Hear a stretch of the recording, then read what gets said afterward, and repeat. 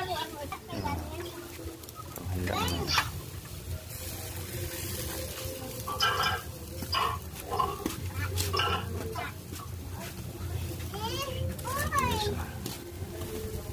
Siya ba guys?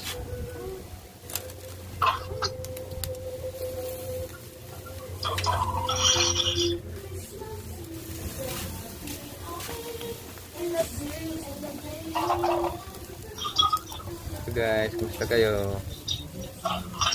Luto muna ako ng ano, tapos sisimba mamaya. Galing ako na biyahe guys. Galing ako sa biyahe, tapos pag uwi uluto. Pwede ito lang yung handa ko kasi walang magluluto eh. Ito madaling tuin. Tapos manok na likson, pwede na.